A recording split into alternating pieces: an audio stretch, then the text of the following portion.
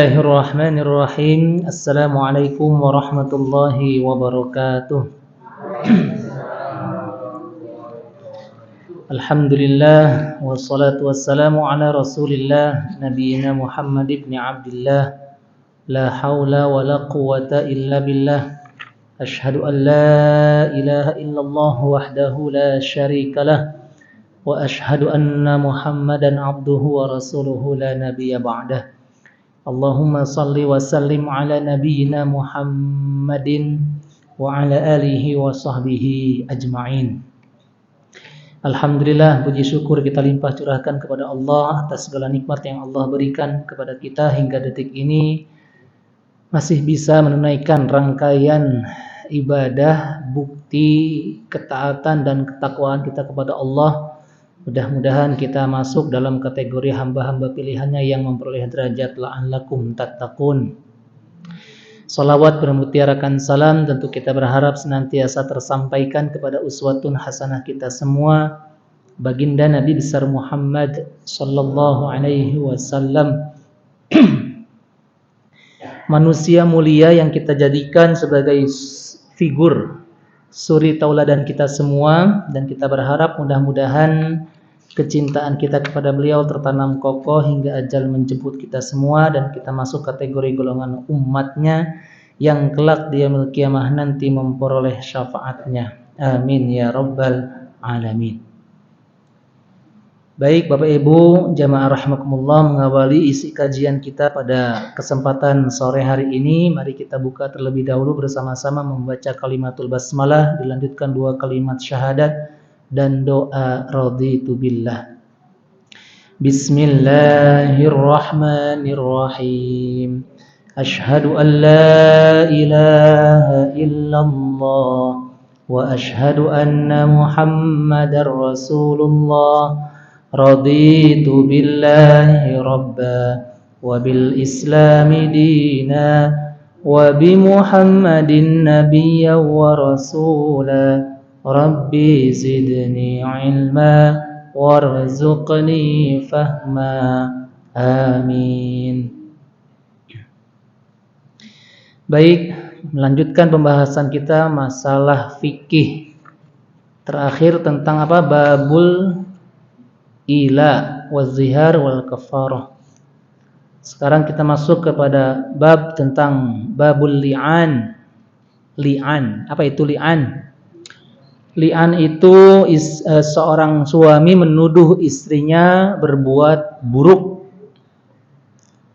Jadi istrinya ketahuan misalkan berbuat perbuatan yang melanggar syariat. Nah, itu li'an. Hadis pertama An Ibnu Umar radhiyallahu ta'ala anhuma qala sa'ala fulanun faqala ya Rasulullah ara'aita allau wajada ahaduna imra'atahu ala fahishatin kaifa yasna in takallama bi amrin 'azimin wa in sakata ala misli dzalik. Dari Ibnu Umar berkata, si fulan pernah bertanya kepada Rasulullah sallallahu alaihi wasallam. Dia berkata, "Ya Rasul, bagaimana menurut pendapat baginda gitu ya, jika ada salah seorang di antara kami, laki-laki, suami, mendapati istrinya dalam suatu keburukan." Reuni ketemu mantan. Terus foto-fotoan atau ngobrol-ngobrol secara ini, duduk berdua gitu. Nah, contoh. Atau yang lain lah. Nggak enak sama mantan. Takut lihat ceram. Enggak. Contohnya, nemukan istrinya lagi berbuat zolim, yaitu adalah minum khamr. Ya, sama juga ini perbuatan nista, keburukan. Apa yang akan harus diperbuat, apa yang harus kami sebagai laki-laki perbuat terhadap istrinya. Jika ia menceritakan berarti dia telah menceritakan sesuatu yang besar, dan jika dia diam berarti dia telah mendiamkan sesuatu yang besar. Ya Allah, nih fitnahnya wanita nih. Seorang suami itu jadi di antara tanggung jawab yang besar di dunia saja. Ngelihat istrinya berbuat nista, dosa besar, mendiamkan sesuatu yang besar, diceritain ke orang lain cerita yang besar. Coba, serba salah ya. Makanya Bu kasihani kaum kami. Oh iya.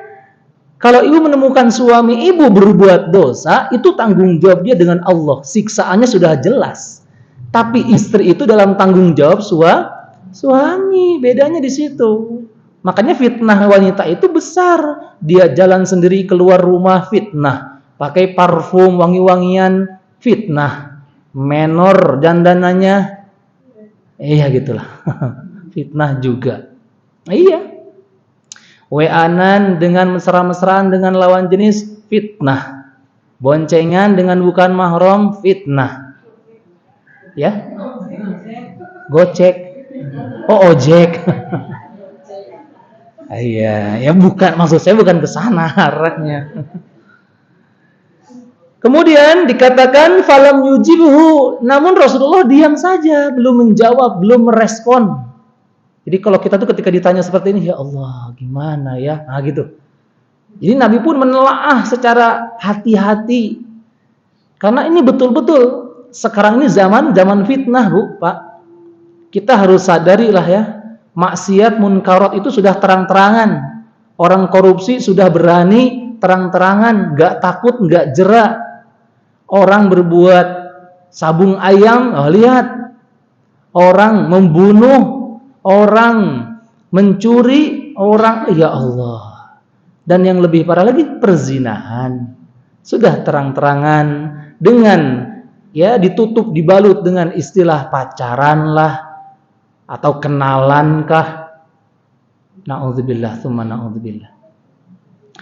Nah, ketika itu Nabi sallallahu alaihi wasallam terdiam, falam yujibuhu, falamma kana ba'da dzalika atahu faqala innal ladzina sa'altuka anhu qad ibtulitu bihi fa anzalallahu al-ayati fi suratin nur. Jadi ketika Nabi tidak menjawab, setelah itu ada orang tersebut menghadap kembali, datang lagi. Nabi enggak menjawab, enggak ngerespon, masih mikir gitu ya. Jadi Bu, etika ketika bertanya, kalau enggak direspon jangan langsung mencemooh. Ih, dikacangin, enggak.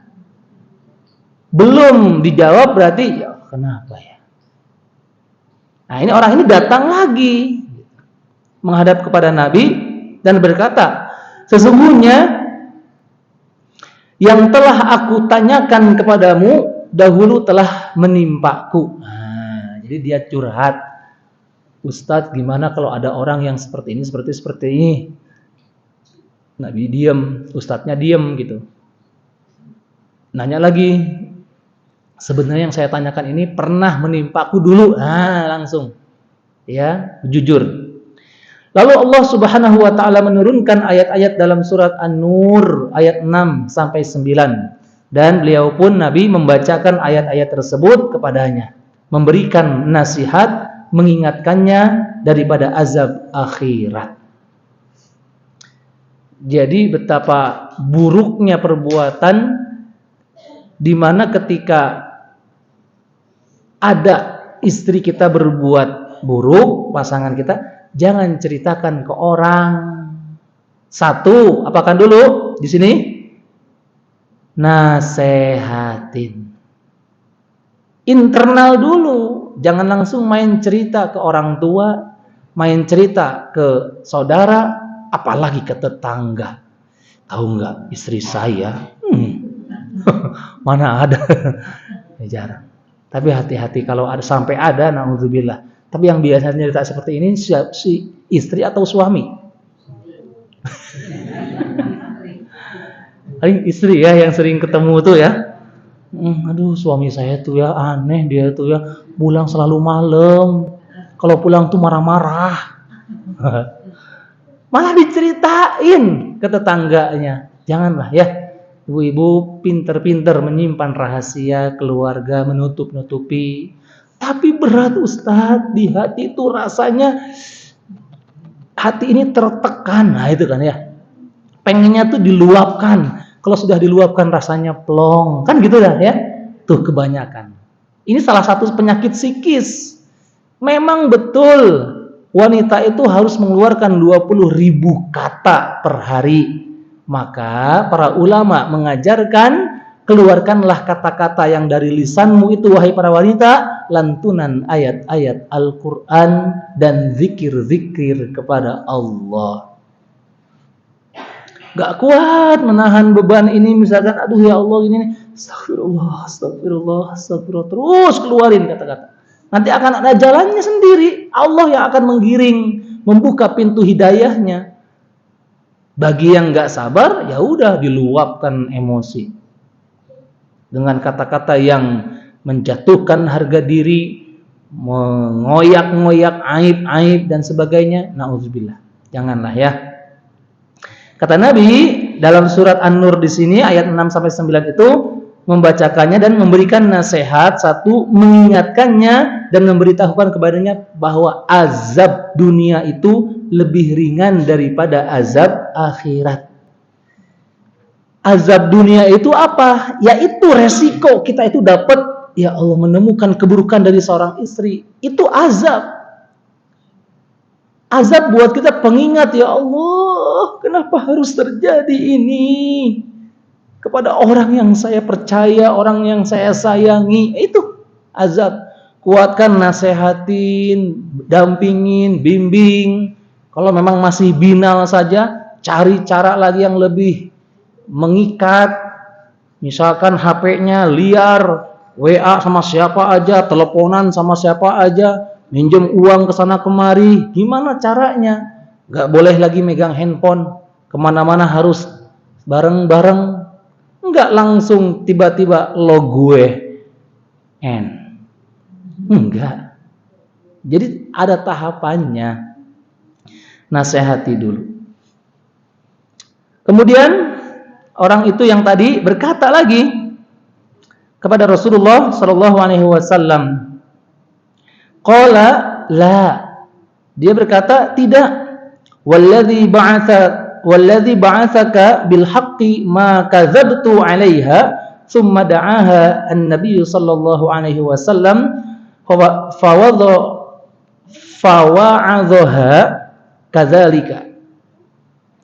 Kemudian orang tersebut berkata lagi, enggak, demi Allah katanya ya, yang telah mengutusmu dengan kebenaran. Saya bersumpah dia, aku tidak berbohong. Kemudian beliau memanggil istrinya dan menasihatinya juga.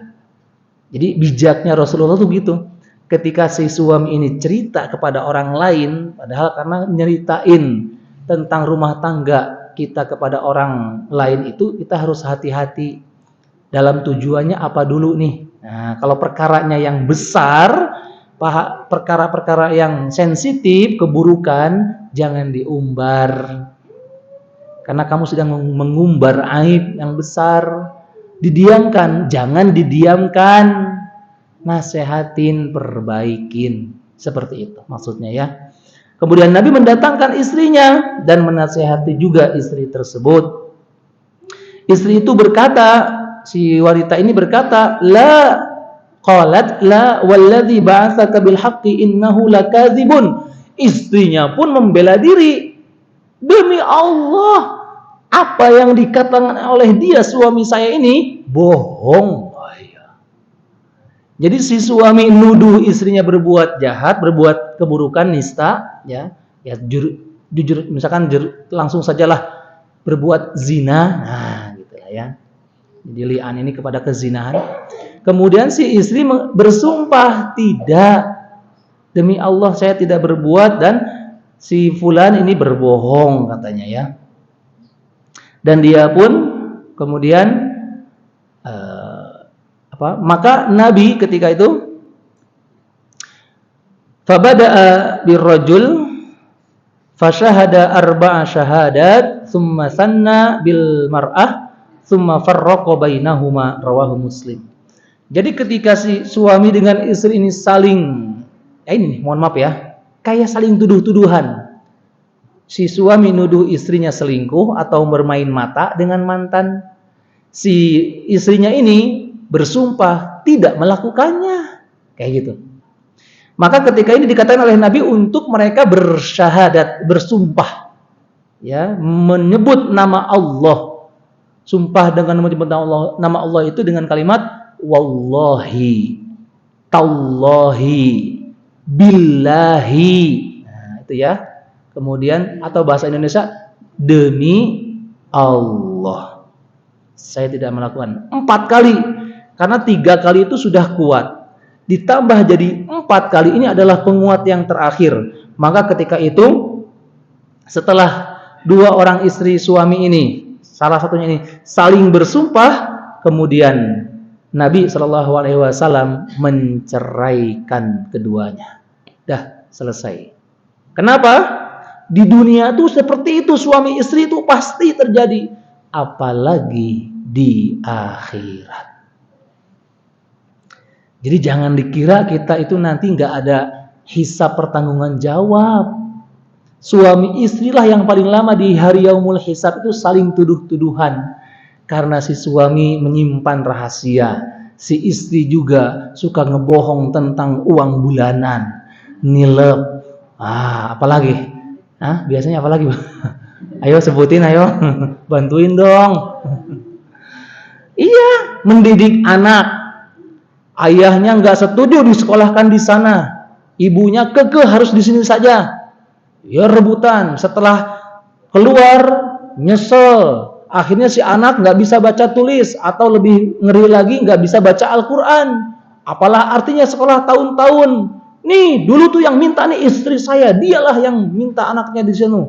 Akhirnya nggak bisa baca Quran. Itu. Terus anaknya jarang sholat, nggak pernah sholat, dituntut. Kenapa anakmu tidak sholat? Tidakkah kalian mendidiknya?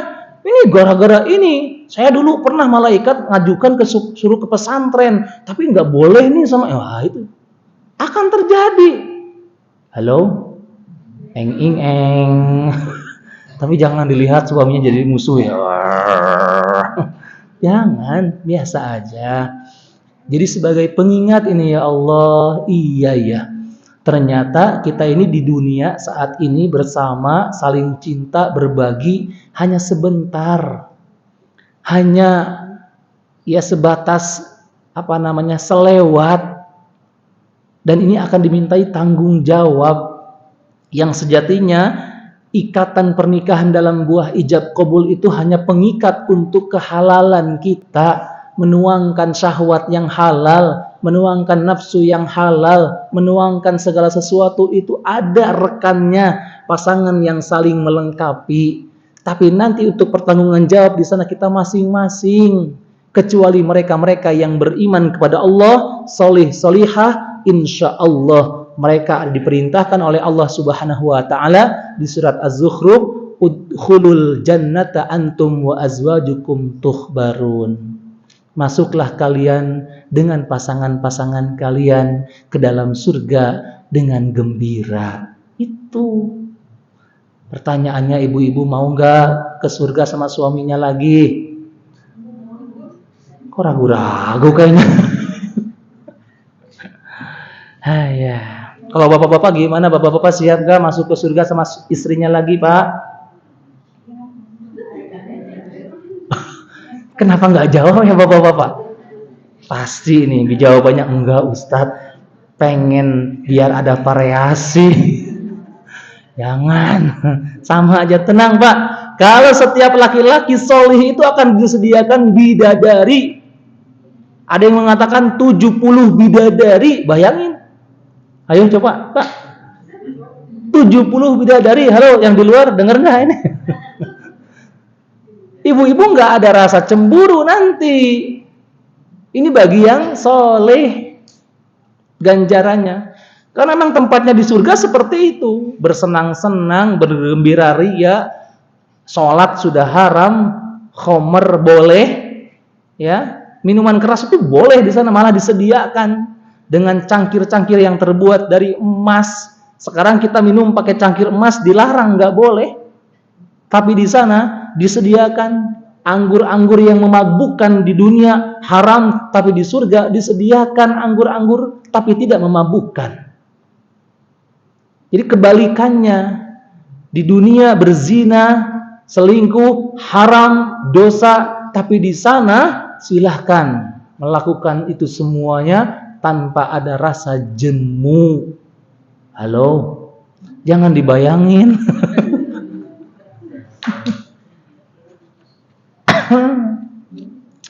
Hadis yang kedua, mana halo? Ada yang protes? Yang kedua, wa an Ibnu Umar aidan anna Rasulullah sallallahu alaihi wasallam qala lil mutala'inain hisabukuma 'ala Allah ta'ala ahadukuma kadhibun la sabila laka 'alaiha qala ya Rasulullah mali qala in kunta sadaqta 'alaiha fahuwa bima istahlalta min farjiha wa in kunta kadzabta 'alaiha fadzaka ab'adu laka minha. Muttafaqun alaih. Dari Ibnu Umar, sama ya, dari anaknya Umar yang namanya Abdullah, bahwasanya Nabi SAW bersabda kepada suami istri yang saling menuduh li'an. Wah, ini nih. Lihat ya, ini terjadi di zaman Nabi. Di zaman kita banyak nggak yang seperti ini? Banyak. Suami istri saling tuduh-tuduhan yang akhirnya maju ke meja hijau pengadilan, cerailah, kan gitu kan ya, saling tuduh-tuduhan masalahnya. Nah ini dibawa kepada Nabi. Nabi bersabda untuk suami istri yang saling menuduh melakukan li'an, perhitungan kalian, kata Nabi, berdua diserahkan kepada Allah ya. Jadi kasus kalian itu diserahkan kepada Allah. Kemudian salah seorang di antara kalian berdua pasti ada yang berbohong, kata Nabi. Nabi manusia biasa, walaupun Nabi yang mulia, orang yang diistimewakan, suci, terhindar dari dosa, ketika menghadapi perkara ini, Nabi tidak menggunakan ajian-ajian braja musti atau jimat-jimat, enggak ada. Yang ada Nabi tetap memasrahkan kepada Allah. Makanya jangan mudah percaya sama orang-orang yang katanya bisa hong balahong sing fauleng sing hauma. Bohong. Nabi kita saja itu memasrahkan urusan dua orang yang sedang saling menuduh li'an ini kepada Allah dengan menyatakan Allah yang menjadi servernya, Allah yang menjadi tolak ukur kita. Di antara kalian pasti ada yang berbohong, kata Nabi. Udah. Jadi nggak langsung menuduh. Jadi nggak, oke, kita buktikan ya, enggak, tapi langsung arahkan dulu bahwa segala perkara ini kita arahkan, kita serahkan Allah yang lebih tahu. Saya yakin di antara kalian berdua ada yang berbohong, kata Nabi. Kemudian, dan kamu suami, nunjuk ke suaminya, sudah tidak berhak lagi dengan harta. Sudah tidak berhak lagi dengan hartanya. Jadi salah seorang di antara kalian sudah berbohong dan si suami ini nggak berhak lagi antara harta si istri, gitu ya. Lalu si suami berkata, wahai Rasulullah, bagaimana dengan hartaku atau yang disebut dengan mas kawin, ya, yang telah dibayarkan kepada si istrinya ini, gitu ya. Terus gimana dengan harta saya? Nah, gitu ya.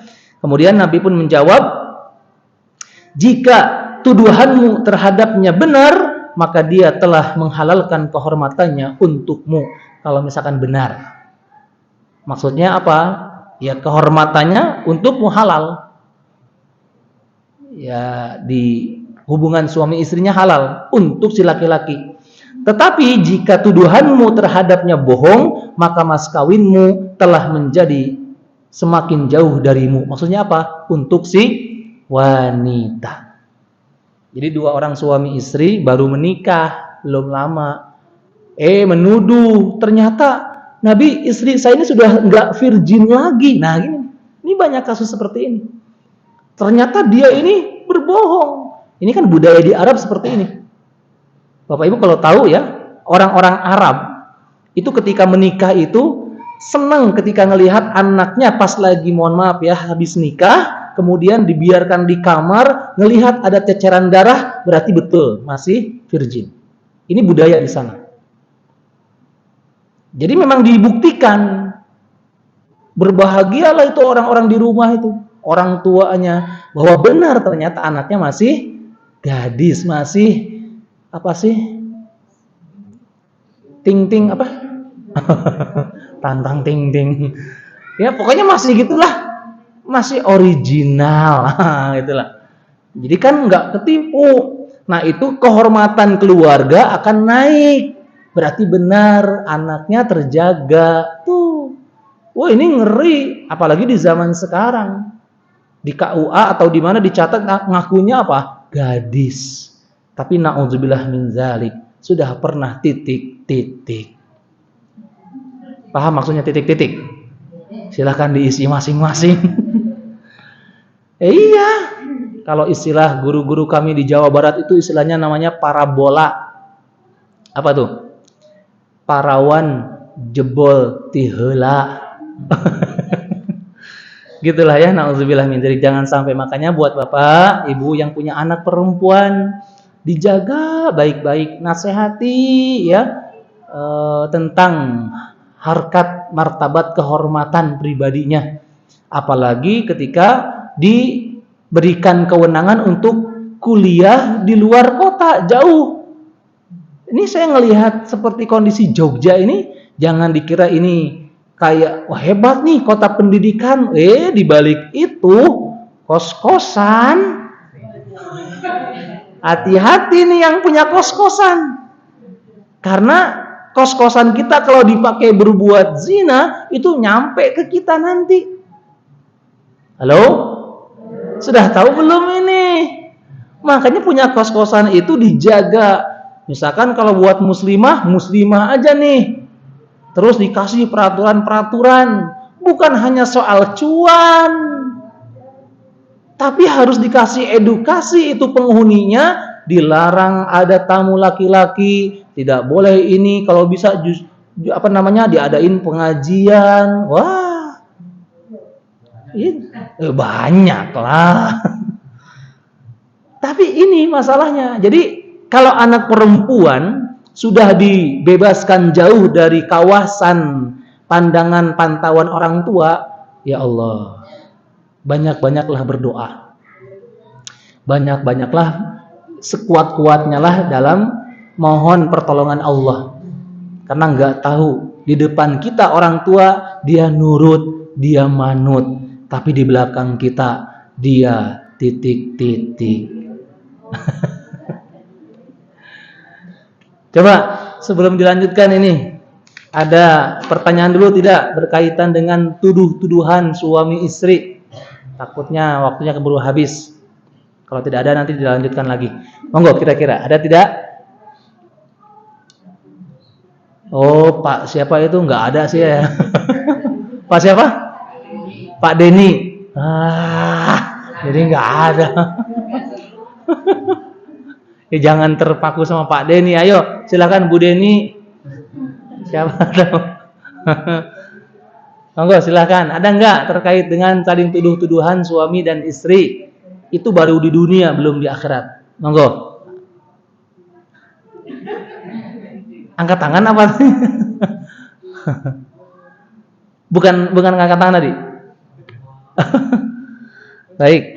Kalau tidak ada, kita lanjutkan dulu kalau tidak ada. Hadis ketiga, wa Anasin radhiyallahu anhu anna Nabiy sallallahu alaihi wasallam qala absiruha fa in ja'at bihi abyadha sabitan fahuwa li zawjiha wa in ja'at bihi akhala ja'dan fahuwa alladhi ramaha bihi, muttafaqun alaih. Dari Anas bin Malik radhiyallahu taala anhu bahwasanya Nabi SAW bersabda, perhatikanlah ya orang, perhatikanlah dia, awasi dia, gitulah bahasa kita. Jika dia melahirkan anak berkulit putih, maka dan berambut lurus, kulitnya putih, rambutnya lurus, berarti itu anak dari suaminya. Sedangkan jika ia melahirkan anak bercelak mata dan berambut keriting, berarti anak itu dari orang yang dituduh suaminya. Hadis riwayat muttafaqun alaih. Dulu belum ada istilah tes DNA. Nah, sekarang hati-hati. Makanya urusan masa iddah, kemudian posisi mau nikah betul-betul belum hamil, tes kesehatan itu penting. Ya. Kemudian mengetahui tentang, mohon maaf ya, betul-betul si anak gadis ini betul-betul gadis gitu ya, masih original, masih segel. Wah, itu beda dalam Islam dengan yang sudah nggak segel, maksudnya maksudnya udah laku gitu ya. Itu berbeda. Makanya dalam proses pernikahan aja kan dulu pernah ya, waktu lamaran gitu, proses lamaran itu di hadis ini dikatakan, jika melamar, meminta atau mengajak seorang anak gadis, kemudian si gadis itu diam, maka tandanya setuju. Iya. Diamnya ini beneran diam, jangan menang loh ya. Jangan diancam. Ini benar-benar diam. Jadi ketika ditanya, gimana Ananda, mau tidak ketika tawaran ini gitu ya, dia malu aja. Nah, berarti setuju. Iya. Tapi kalau janda harus bersuara, runding. Gimana nanti? Anaknya berapa? Oh, nggak apa, salah lah. Siap, insya Allah bisa. Itu jadi ada rundingan. Kalau kalau wanita ini janda. Beda ya. Dan kalau janda dengan gadis itu dalam sudah pernikahan pun berbeda durasi waktu untuk minimal bersama. Kalau janda itu ketika dinikahi minimal 3 hari harus bersama. Jadi nggak boleh habis nikah nih sah, oke. Nah, itu 3 hari berbarengan. Maksudnya ya aktivitasnya hari-hariannya. Ngapain Ustadz? Ya rahasia. Itu harus 3 hari. Kalau gadis 7 hari. Ya. Jadi 7 hari itu nggak boleh kemana-mana. Harus bersama-sama. Kayak gitu. Itu syariat dalam Islam. Tapi Ustadz, ada tuh tetangga saya baru ijab hari ini, besok udah LDR karena kerjanya jauh. Banyak ya? Ya, selama saling ridho, wa'fu anhu, dimaafkan. Jadi, saling ridho yang penting. Ya, dan tidak saling curiga. Wah, jangan ya.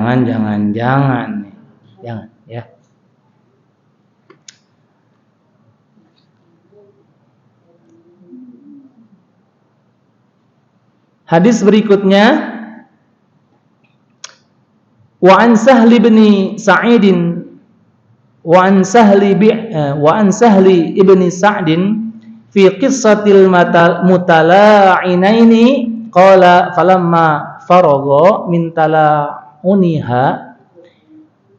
tala'unihima qala kadzabtu 'alaiha ya Rasulullah in amsaktuha fatallaqaha thalathan qabla ayyamurahu Rasulullah sallallahu alaihi wasallam. Muttafaqun alaih. Dari Sahal bin Sa'ad radhiyallahu an tentang kisah suami istri yang saling menuduh. Nah, ini nih. Jadi lagi-lagi menuduh. Jadi karena ini akan terjadi dalam kehidupan rumah tangga. Dia berkata, apabila keduanya telah selesai saling menuduh, si suami berkata, wahai Rasulullah, aku telah berbohong jika aku menahannya. Wah, ini. Suaminya tiba-tiba mengaku, saya sudah berbohong sebetulnya. Gitu ya. Sayalah yang menahannya dia untuk tidak aku campuri, aku gauli gitu ya. Nah, ini. Lalu dia pun menceraikan istrinya 3 kali sebelum diperintahkan oleh Rasulullah Sallallahu Alaihi Wasallam. Maksudnya apa? Jelas ketika tuduhan itu kuat gitu ya, kemudian memang ataupun disengaja dia berbohong, maka sejatinya itu salah satu cara untuk si fulan di antara mereka ingin menceraikannya. Cuman tuduhan atau li'an ini tadi di hadis yang pertama itu bahaya, nggak boleh. Kalaupun memang harus pengen cerai itu jangan saling tuduh menuduh. Lihatlah ya di berita-berita entertainment itu, ya Allah, kisah-kisah perceraian suami istri diumbar, ya, diadu. Apa kata si suami, mantan suaminya begini. Nah itu tuh aib, ya, aib. Makanya tolong para artis, ya, ada artisnya, jadi contoh, ya, jadi contoh karena kan figur. Dan lebih lagi buat para stasiun televisi jangan gampang hanya tujuannya ngambil untung, malah memberitakan hal-hal yang sifatnya itu adalah sifatnya adalah mengumbar aib. Jadi kita ini ya Allah, mulai dari tontonan televisi aja udah nggak ngedidik ya. Ditambah lagi sikap-sikap para pejabat, para orang-orang yang elit-elit politik yang punya kekuasaan, yang punya hak prerogatif, dan kita sebagai masyarakat ya jelata gitu ya, rasanya kok sudah harus terus bersabar sampai kapan ini katanya ya. Sabar kita ini, Masya Allah, gak kebayang gitu ya, mau sampai kapan Indonesia seperti ini. Tontonannya aja di televisi seperti itu, hanya hiburan-hiburan yang mengundang tawa, hujat-hujatan, bercandanya tidak kredibel, menjatuhkan, menyebut, betul? Halo? Iya.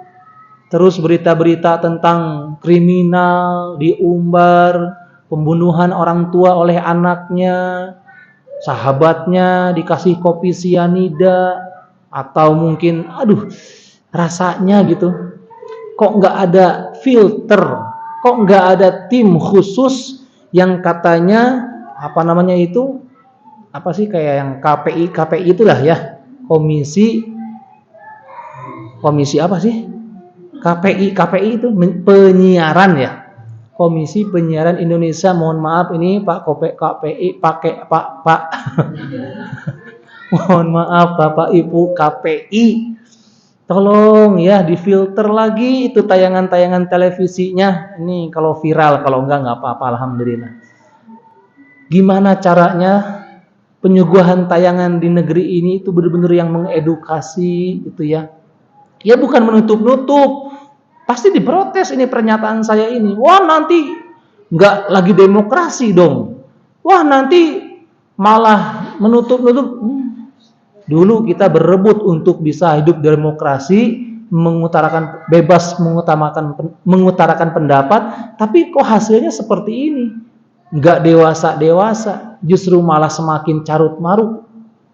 Ngeri ya. Maka dari itu ini buat kita sajalah ya. Yang paling utama adalah buat keluarga kita. Ya, ketika saling tuduh-tuduhan, jagalah. Kalau itu memang merasa masuk kategori aib, jangan kita umbar aib itu. Baik, inilah uraian kita pada kesempatan sore hari ini berkaitan dengan li'an, menuduh antara suami dengan istri. Mudah-mudahan Allah berikan kita kekuatan untuk bisa saling menjaga aib-aib di antara kita, keluarga kita, dan juga Allah berikan kita kemudahan dalam menyelesaikan segala urusan kita dengan cara yang Allah sukai tanpa harus melukai satu sama lain. Barakallahu fikum. Mari kita akhiri majlis kita dengan membaca kalimatul hamdalah dan doa kafaratul majlis. Alhamdulillahi rabbil alamin. Subhanakallahumma wa bihamdika asyhadu an la ilaha illa anta astaghfiruka wa atubu ilaik. Akhirul kalam, wassalamu alaikum warahmatullahi wabarakatuh.